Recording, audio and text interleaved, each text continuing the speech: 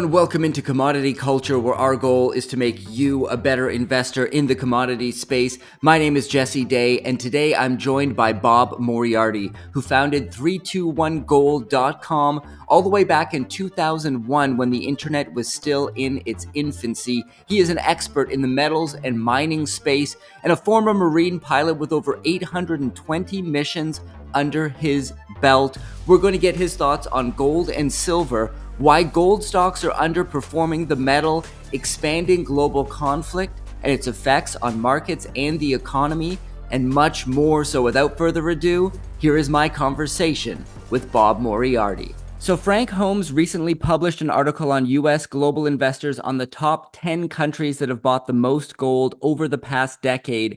And at the top of that list, perhaps no surprise, number 1 and 2 are China and Russia.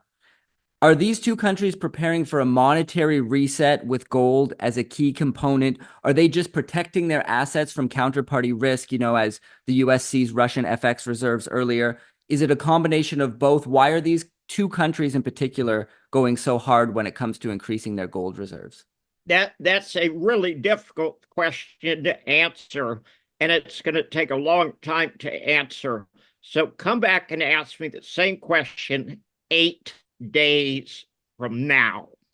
Well, what's happening 8 days from now that will change that? Is that the BRICS summit that is happening? Why did you ask me the question if you knew the answer?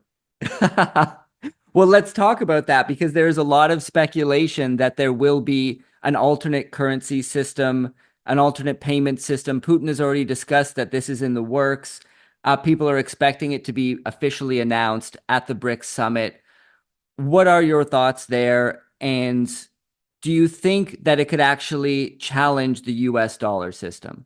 I'm going to address that last question first. How long does a country have a currency as the world's reserve currency? What's the lifespan? I think the lifespan is depending on the country, but I'm guessing it's between 60 and 100 years on average. I might be off there. I'm just throwing a guess out. Okay, now what is the average? If you add 60 and 100 and divide it by 2, what do you come up with? Well, 80. Oh, thank you very much. That was the answer that we needed to come up with. The average country that has a world's reserve currency has it for about 8 years, sometimes less, sometimes more. When did the current US dollar platform come in? Geez, as the reserve currency, well, 71 is when the dollar was removed from gold backing. That would be when the current fiat system kind of came into effect. Post World War II, I believe, was when the dollar kind of became the world's reserve currency, I believe. Okay, and what was the name of the hotel where they had the meeting in 1944 to set the US dollar as the world's reserve currency and tied it directly to gold? What was the name of the hotel? I love this. You're interviewing me now. Yeah, I don't know the name of the hotel. You're gonna have to fill me in on the name of the hotel. No. Bretton Woods. Okay, I know the Bretton Woods system. I did not know that the hotel, it was named after a hotel. Bretton Woods was the hotel. Interesting. Okay, so the name of the financial system actually came from the name of the hotel. Okay, other trick question. How are you at math? Not very good at all. Okay, well, I'm surprised I was able to divide the number that you asked me to earlier and come up with the correct question, to be honest with you. Well, I'm going to give you another trick question. If you'd like to use your computer, you can. If you subtract 1944 from 2024, how many years is that? 80. Oh, God, what a coincidence. How amazing. We just talked about world reserve currencies last for about 80 years. Bretton Woods, we decided, nice hotel, was 80 years ago. So going back to the dollar is not going to die, but it's sick. It will still exist in the future as a trading platform, but its utility will be substantially decreased, and quite bluntly, when the world wakes up to the fact that the world's reserve currency of the dollar has been dethroned, inflation is going to go up a lot in the U.S. The ability to print money is going to decrease. The United States financial system is a total, utter disaster right now, and it doesn't make any difference who gets elected. It doesn't even make any difference if there is an election. BRICS is going to replace it. Now, both China and Russia have some really bright people economically, and believe me, they are burning the midnight oil trying to figure out what to do. And the strange thing is, let's go back to the revolution in France, started in 1789. And the very first currency they came up with, France had bankrupted itself by getting involved in the American Revolution. And without the French involvement in the revolution, the rebels would have lost, absolutely. So America won the war because of the French, but it also bankrupted Louis XV. So by 1789, the people in France couldn't afford wheat, so there was a revolution. They came up with their own paper currency, their fiat currency, as it were, called the assignat. And the assignat, they printed and printed and printed and printed and printed and printed, and the value went down and down and down and down. And they replaced the assignat with another currency a few years later, and the same thing happened with that. And then in 1795, there was a colonel in the French army who said, merde. And the French colonel's name was Napoleon. And he said, shit, okay, we can't keep doing this stupid stuff. We need to come up with our own stupid stuff. And the amazing thing is, nobody knows this. France, under Napoleon, went back to gold and silver as currency. And all of the wars that France fought up until the Battle of Waterloo had been financed internally. They didn't go into debt to do it. All France had to do to recover is to go back to a real currency. And certainly I can assure you the Chinese and the Russians are aware of this. Now, it's very easy to criticize Russia. It's very easy to criticize China financially, etc. There's an absolute financial disaster in real estate going on in China. Russia is having to pay for a very expensive war. However, they're looking at the future and they're saying we need to go back to something real. The funny thing is, the answer to your question and to what Frank Holmes said, of course the Russians and Chinese bought gold because it's an insurance policy against financial chaos. So I would say probably today, Frank Holmes was talking about a decade, but I would say for the last 2 years, probably 80% of the purchases of gold and silver by central banks or by governments would be Russia and China. And that's because they see what the future is bringing. And the United States is totally insane. I mean, we're out of control. The United States is shipping American soldiers to Israel today so they can participate in genocide. And I cannot tell you how much I am against genocide. The empire is collapsing. There's no question whatsoever it's going to collapse. The standard of living in the United States is going to go down. Inflation is going to go through the roof. A lot of people are going to starve. You certainly see it in Florida. You see it in North Carolina. The United States government is now totally, absolutely dysfunctional. We have sent billions of dollars to Israel. We have sent hundreds of billions of dollars to Ukraine. And when a massive hurricane comes, several thousand people in North Carolina lost their lives because FEMA gave all the money away to the illegal immigrants, and the illegal immigrants were brought in so they could vote Democrat. It's, if that isn't insane, I don't know what is. Hey guys, just a quick break to hear from today's sponsor, ARC, Silver, Gold, Osmium. They offer personalized service and competitive prices with no minimum purchase for silver, gold, platinum, or osmium. Here's just some of the comments left on this YouTube channel about ARC SGO and owner Ian Everard. Have bought from ARC, good source and price. I cannot say enough good about Ian and his company. He is the most honest individual I could find in order to buy precious metals. If you are looking to buy precious metals, I recommend Ian at ARC Silver. He is a straight shooter. So go to arcsgo.com and contact Ian Everard today at 307-264-9441 or by email at ian@arcsgo.com, and make sure to tell him that Commodity Culture sent you.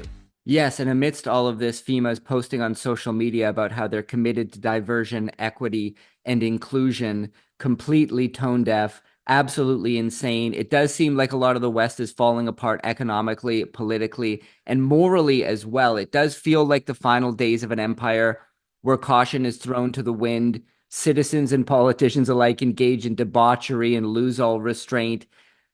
I think you're pointing to the potential end of the Western Empire.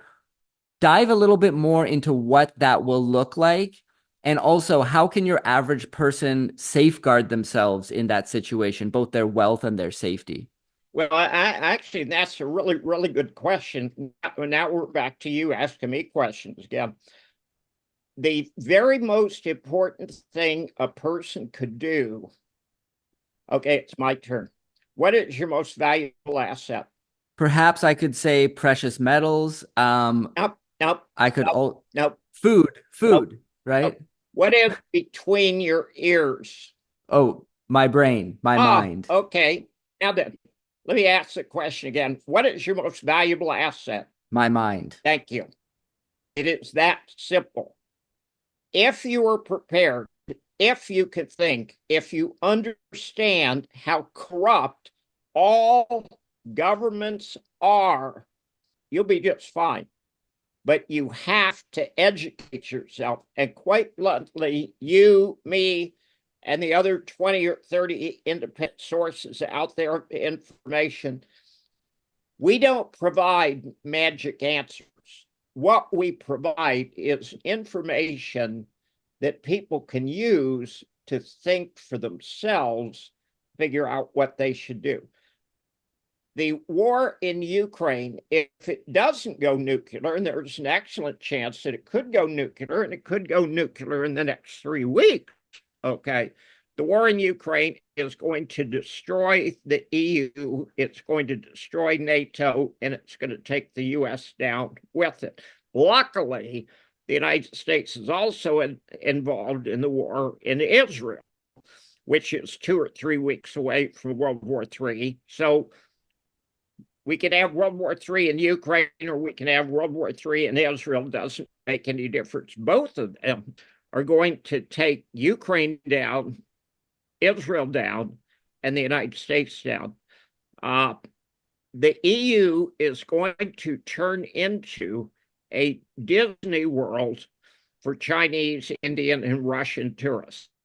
So do you think it's important then for people in the West? Let me first ask about the crackdown on free speech, because we've seen the UK start to jail people over social media posts. Brazil has banned Twitter. The EU is constantly pushing a campaign against so-called misinformation. Hillary Clinton, one of a long line of inept politicians who is starting to push for control of speech, saying that free speech is it's for your own good. It's too dangerous. How did we get to this point? Is this all connected to this coming collapse that you see? Are they just trying to cut people off from being able to have their own opinion so that when a collapse does occur, that they're more easily able to suppress the peasants? Okay, anyone who is seriously interested in protecting themselves and protecting their family needs to go to Amazon and they need to buy a book called The Fourth Turning. And The Fourth Turning predicted all of this and said that it would start around 2005 and it would last for 20 or 25 years. We are in the fourth turning. It is the crisis phase. And there's one of two directions that you can go to. You can go to full-blown totalitarianism, which is absolutely the direction the oligarchs and the governments are trying to take us in, or you can have sprouts of freedom pop up and people wake up to the fact that they're being turned into slaves. And that's not a good thing. When you look the World Economic Forum and their slogan of by 2030, you will own nothing and you will owe nothing and you will be happy. That is, you go to Wikipedia and look this up, that is the definition of slavery. Okay, so there are some evil institutions in the world who are trying to kill us, trying to turn us into slaves, trying to destroy us. So if you will take the most valuable asset that you've got, that is your brain, and you will read The Fourth Turning and you will educate yourself, you will understand bad times are coming and you must prepare. Now, I happen to be a big fan of gold and silver as an insurance policy against chaos. And everybody wants to talk about, well, gold's the only real money and it's important to think of it as money. Fuck all that stuff. Gold is an insurance policy. Okay. I would not consider not having an insurance policy on my house. I wouldn't consider not having an insurance policy on my car. And frankly, having an insurance policy on your financial future is a really good idea. So I don't worship gold, okay, but I appreciate its utility. And we do. We got bad times coming. 8 days from now, we'll know. Yeah, very interesting. I want to talk about gold mining stocks here for a moment because this is an area where you have a massive amount of experience. A lot of people kind of underwhelmed with the performance of gold stocks versus gold being at all-time highs. Many expected the gold stocks to rip. We have seen great performance in the larger producers, but when it comes to the developers, the further you go down the chain to the explorers, they still do not seem to be performing. There is no mania in the gold stocks at the moment. What are your thoughts there? Do you think that situation is going to change? Well, all things change. So if all things change and it's a disaster now, and it literally has been a disaster since 1965. I posted a chart that somebody gave me in one of my pieces a few weeks ago, and it showed that there's this very significant decline in the value of gold shares compared to gold that's been going on since 1965. But all things do change, and there is so much incredible opportunity right now if you'll take it. If you want me to mention a specific stock, I can give you a stock that's doubled in the last month, and it's probably going to double again in the next month. But there is so much opportunity right now. The fact that it's been a disaster is a good thing. You can make money if you buy when nobody wants it and you sell when everybody wants it. You don't have to know anything about gold. You don't have to know anything about silver, mining stocks, interest rates, currencies, any of that bullshit. If you understand people, when everybody wants somebody, when everybody's buying Beanie Babies, that's a great time to sell. And so could you mention that name and maybe any other names in the industry that you're watching right now that you think could present some value? Okay, well, this one I like a lot because they came out with a press release exactly a month ago on the 11th of September, and they drilled 680 meters of mineralization, and they had 40 instances of visible gold. And the company is called Sitka, and it's in the Yukon, and it's a special kind of deposit, very similar to that of snowline. And I think it's going to end up being 10 or 20 or 30 million ounces of gold. Now, they haven't announced the assay results yet, but they're going to announce assay results, and I think it'll be this week. And I think people are going to understand how good those assay results were. Snowline at Sitka had exactly the same kind of deposit. Snowline's been much more aggressive and much more focused in their drilling. So they went from nothing to $850 million in 2 years. And Sitka has been slow. However, I think they've got a better deposit now. 3 weeks ago, Snowline was worth 10 times as much as Sitka.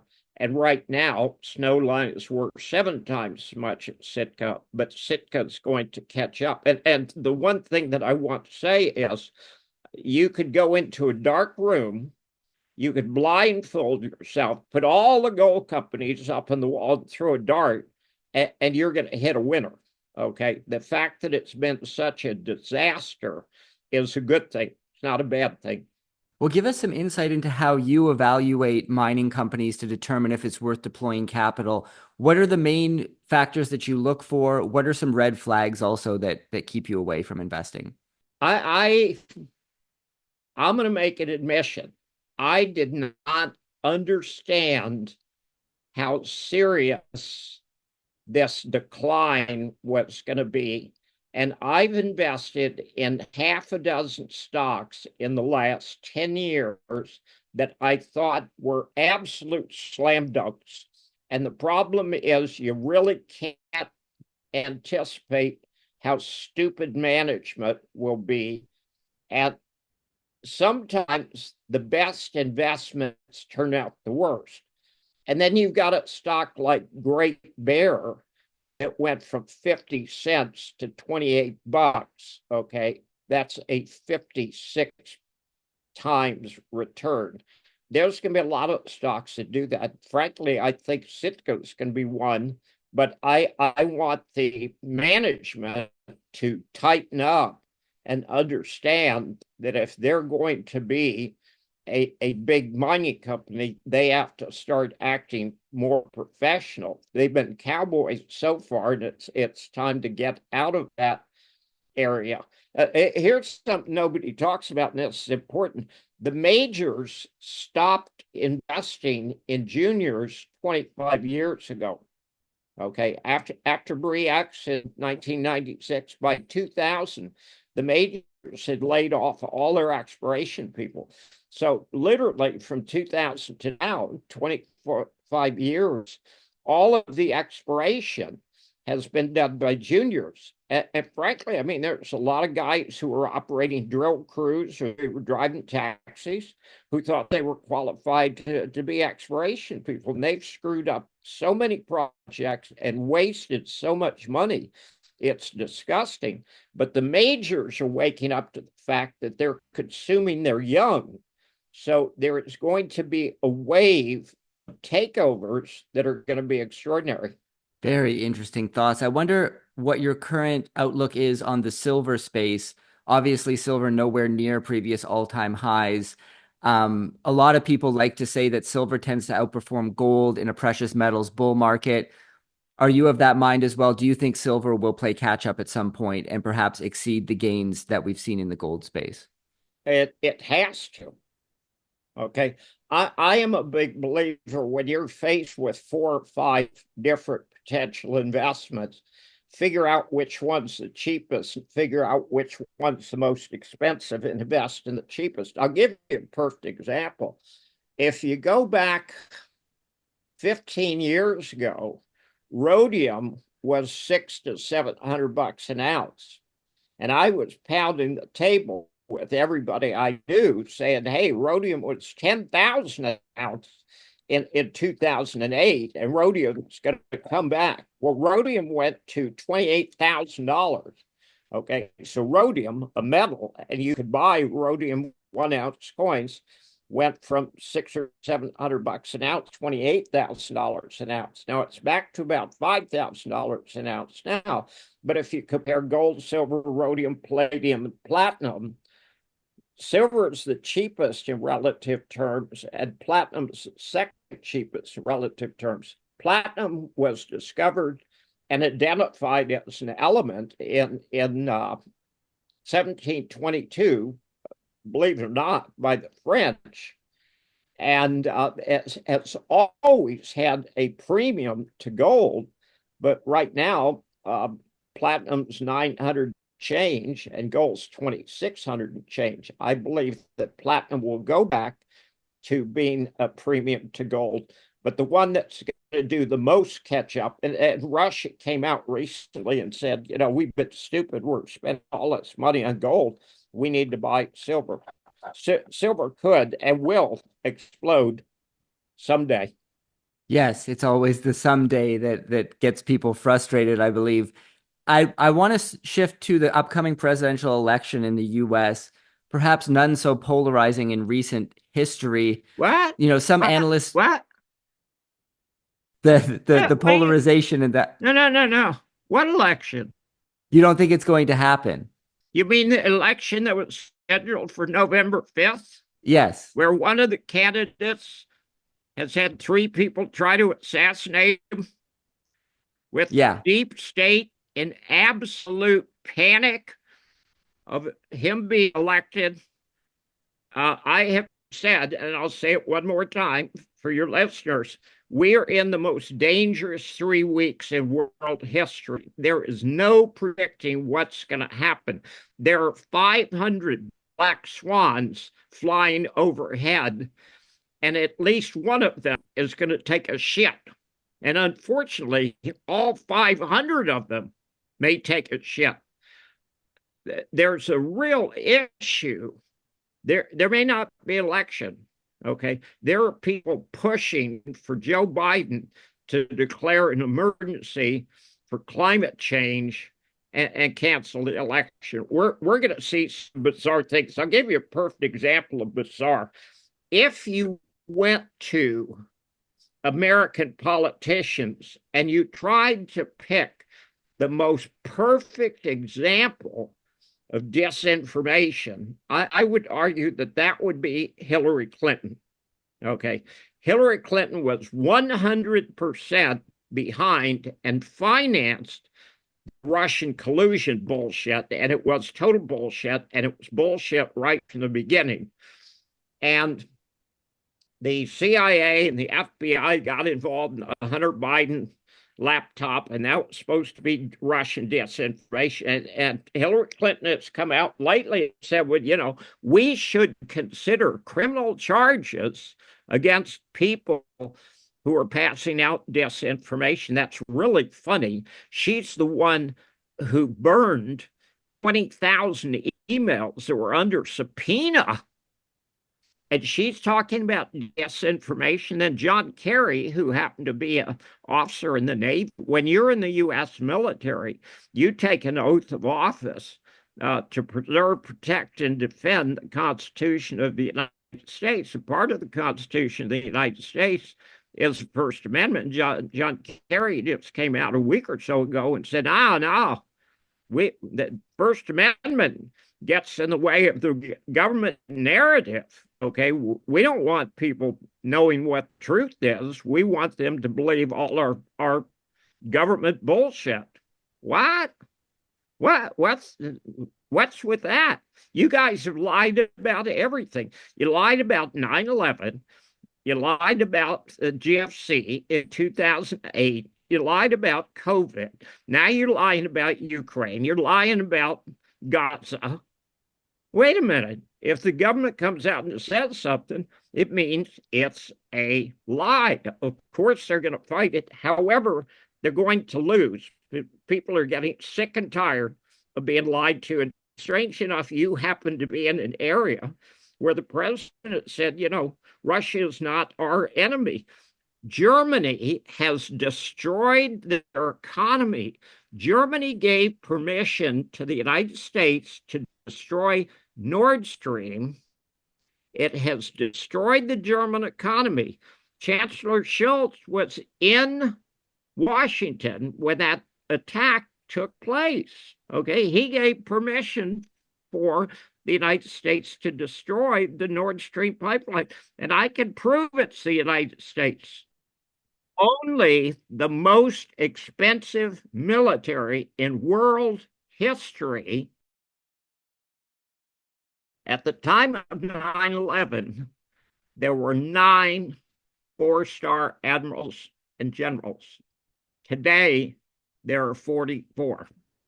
Only the United States military could fuck up blowing up a pipeline. Let's shift to the Russia-Ukraine conflict, because what we're hearing in the media seems to be very different from the reality on the ground. My question is, why are the politicians in the West unwilling to sit down at the negotiating table and put out some sort of deal that includes Ukraine not joining NATO? Why is there this almost maniacal, suicidal push to keep fighting no matter what to the bitter end? That's the easiest question I have ever been asked. So ask me the question again. Why are the politicians in the West unwilling to sit down and negotiate when it comes to the conflict? Because they are fucking stupid. That's a good answer.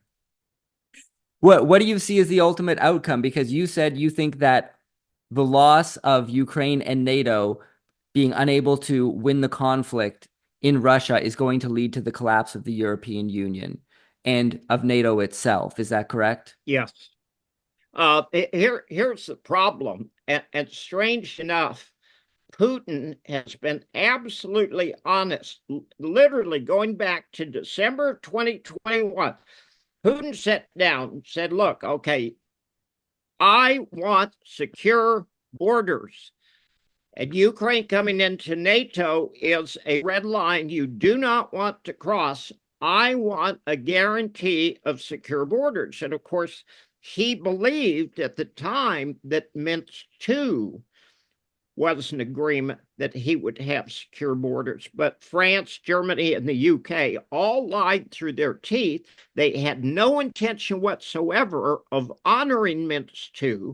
Ukraine is the most corrupt country in Europe. So Minsk II was supposed to protect Russia, and they lied. And the United States guaranteed, you go back to 1990, okay, when the USSR collapsed, when it came up to the issue of West Germany or Germany being reunified, okay, the Americans agreed with the Soviet Union, okay, that they would not move NATO 1 inch to the east. So the United States lied, Ukraine lied, Germany lied, France lied, the UK lied, and Russia said, okay, you killed 14,000 people, you've crossed the red line, and we're going to attack you. And literally a day or two before February 24th of 2022, Biden would say, no, we don't think he'll invade. We think he's just blowing smoke. He wasn't blowing smoke. Russia has always won that war. And what everybody has forgotten, that in March of 2022, Ukraine initialed an agreement in Turkey to stop fighting the war, to honor Minsk II. And the Prime Minister of the UK, Boris Johnson, cleared that deal. So this has always been an attack on Russia. It is not Russia attacking Ukraine. It's an attack of NATO, the US, and Ukraine attacking Russia. And he said this is existential for us. Our freedom is threatened. Our people are threatened.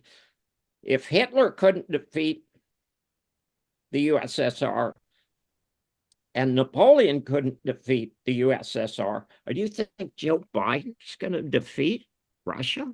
I don't think so. Okay. If they had any sense, if they weren't fucking stupid, they would sit down and say, okay, we lied. It cost us a lot of money. It cost 1 million Ukrainian soldiers their life. But we're going to stop this stupid war. This is the dumbest war I ever heard of.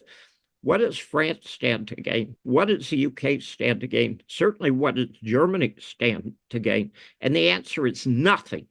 Okay. This is a war of the oligarchs, okay, who think they can pull every string, and they've screwed it up from the beginning. They've lost the war, okay, and it's been a total disaster. And the only question is there any way they can possibly make it worse? And that's by if they fire these long-range missiles into Russia, it's going to get worse really quickly, because Russia said, look, you can't do that without using satellites. And we know that satellites are controlled and run by the United States. And if NATO attacks Russia, we're going to attack NATO. And they're not going to attack. They don't want to recreate the Soviet Union. Russia's the biggest country in the world. What the fuck do they need more resources for? They don't need more resources. They need customers. But if NATO attacks Russia, it could go nuclear in a day. And the war will last about 72 minutes. Do you think at this point in time, it's important for people to be diversified in terms of their geography, places they can go, perhaps getting residence permits in places outside of the West, second passports if possible, diversifying one's wealth and not storing it all in one jurisdiction, for example? Are these things that are very important right now at this point in time? No. No, you don't think so? No, not at all. Well, why not? Why didn't they do it a year ago?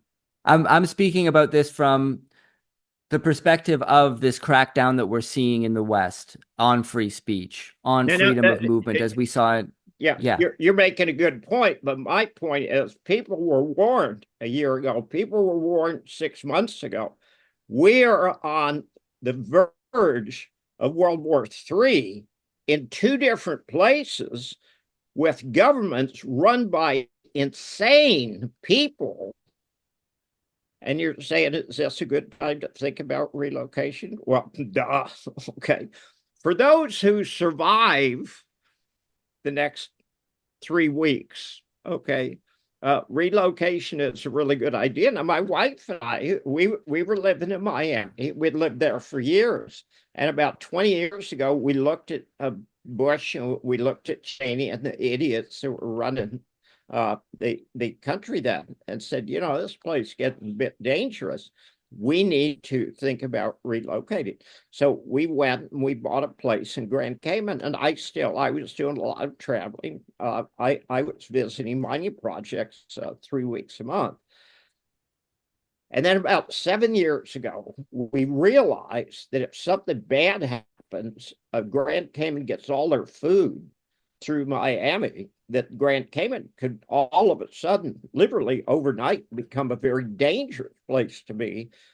So we came to Europe, but we didn't come to Europe because Europe is such a sane place. We wanted to be somewhere that was temperate in climate with good food and nice people. And I happen to live in a little piece of paradise, I think. And, you know, our government's just as stupid as every other government in the world. But I happen to live in a nice place. But there is going to be the biggest shift geopolitically. And this is financially, this is power-wise, this is religion, morals. Russia is taking a very strong stance. You go to Russia and put on a dress, and if you're 6'3" and you got a dick and balls, you're not going to enter a swimming competition. They wouldn't dream of calling you a woman because you're wearing a dress. A dress does not make a woman. And they understand that, and they believe in religion, and they believe in marriage, and they believe in children, and they believe in taking care of each other. And quite bluntly, right now, Eastern Europe and Russia, they're probably the safest, sanest places to be in the world. Now, we've talked about some of the issues where you are, but, you know, Russia run by people who give a damn about their citizens. Oh, Ukraine war is about protecting your citizens. And the Ukraine war, from the Ukraine point of view, is that Zelensky and the gang of thieves around him wanted to see how much money they could steal. There was recently a picture that was really cool of a young man on a bed surrounded by bundles of $100 bills. And his father was chief medical examiner or something like this, and was selling exemptions to military age people. And here's this kid rolling around on this bed with $100 bills. And I saw that and I thought, that's the coolest thing I've ever seen. I have always had this fantasy. Okay. And people have weird fantasies. I mean, let's talk. We're adults. Okay. Monkeys, fur-lined trapeze. My fantasy was rolling around on a bed in my pajamas, buried in $100 bills. I can't think of anything cooler than doing that.